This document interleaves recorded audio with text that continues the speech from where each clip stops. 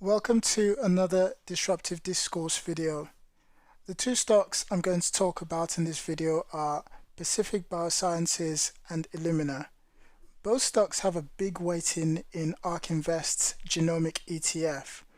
Those of you in the know, of course, will be aware that Ark-Invest is Cathie Wood's company, and she invests purely in innovative and disruptive companies, and the companies with her highest weightings are the ones that she has the strongest conviction of becoming very disruptive and therefore successful in the future. So only as recently as September 4, Illumina had the third highest weighting in the portfolio. But now when you take a look at the portfolio, as of making this video on October 9, PackBio has the third highest weighting, effectively replacing Illumina. Now, Illumina is weighted 12th, amounting to 2% of the overall ETF, whilst PackBio makes up 6% of the overall portfolio. So why has Cathie Wood become so bullish on PackBio and less so with Illumina? For those who don't know, both companies specialize in the making of genetic testing machines, or next generation sequencing as they call it.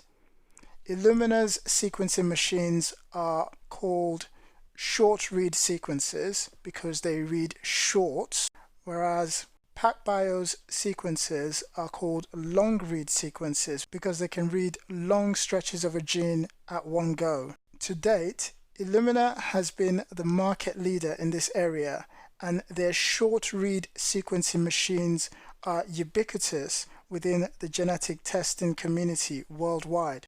Illumina went from a market cap of over $58 billion on the 5th of August this year down to a market cap of $38 billion on the 22nd of September. That's a staggering loss of $20 billion in market investment within the space of a single month. In contrast, PackBio's stock went parabolic during the very same period from $3.92 to $8.79 by the 22nd of September this year, representing a 100% increase in value. And as of today, the 9th of October, whilst recording this video, it went up even further and now stands at $13.50, representing a whopping 340% increase in value. So what is it that has made both of these companies have such a seismic shift in value in opposite directions? Well, in an article on the Ark-Invest website, which they posted on the 21st of September, this article holds all of the answers, and it is worth going through this article for some context. The article states as follows: surprisingly, after 17 years, the whole human genome has not been sequenced completely. Since they sequenced the first whole human genome in 2003, scientists have struggled to identify small gaps scattered amongst the 23 pairs of chromosomes. These dark genes have limited our understanding of genetics, evolution, and human disease. Dark genes contain long, highly repetitive stretches of DNA that short read sequences cannot interpret. Many errors take place during sample preparation, making it difficult or impossible to overcome with software tools. Last week, researchers published a complete sequence of chromosome 8, the first non-sex chromosome to be sequenced completely. The team identified the 2.3% of the chromosome 8's missing or dark genes with a combination of long-read instruments from Oxford Nanopore Technologies and Pacific Biosciences. Unlike the short-read platforms, the more expensive long-read platforms can sequence hard-to-read areas of the genome. Among other discoveries, the researchers found a 644,000 base pair region in a gene cluster DEFB1, seemingly implicated in cystic fibrosis. Apparently, DEFB1 encodes proteins that equips the immune system to fight off bacterial infections in airways, suggesting that mutations in DEFB1 could influence the severity of cystic fibrosis. Whilst geneticists typically have diagnosed cystic fibrosis by identifying mutations in the CFTR gene, other genetic factors such as mutations in DEFB1 will help them diagnose the course of the disease more accurately. In our view, diagnostic testing companies must invest aggressively in long-read sequencers and other tools, or they will fall victim to disruptive innovation.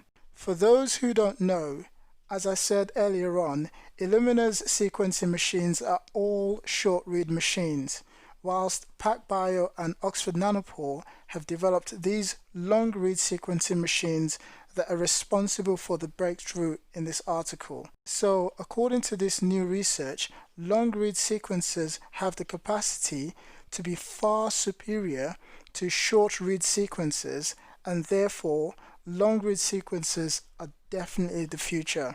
Unless Illumina pivots into long-read sequencers, then they look very much ripe for disruption.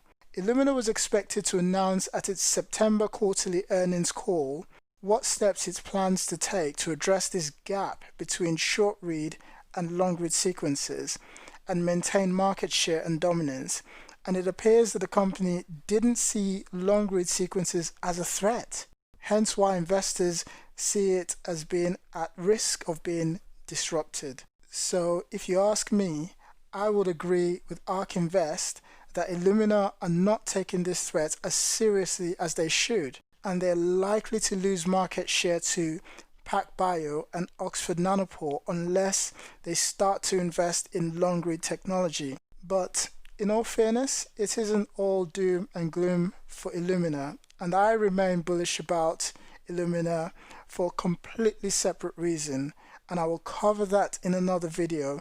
But for now, when it comes to next generation sequences, PackBio and Oxford Nanopore appear to have caught up with Illumina, and they may well leave Illumina trailing in their wake. PackBio's revenue is currently under $100 million, whilst Illumina's revenue is $3.5 billion. If PackBio were to steal 25% of Illumina's market share, that would be an additional revenue of $750 million. That's 7.5 times its current revenue. So you can see that there's a really huge opportunity here for PackBio if the long-read sequences are successful. As for Oxford Nanopore, it's a privately owned company spun out of Oxford University in England. It's unlikely to go public, so regular investors such as you and I are unlikely to get an opportunity to invest in it. But if, like me, you believe that long-read sequencers are the future, then now is an ideal opportunity to get invested in PackBio and benefit from this disruption that is about to take effect. Full disclosure, I am long Illumina and PackBio. This is not financial advice, and you should always do your own research before getting into a stock or seek the assistance of a financial advisor. If you've liked this video, please consider liking, commenting and subscribing. I would consider any of those gestures a huge reward for my time in creating this content. And if you've done any of these already, thank you very much, and I'll see you in the next video.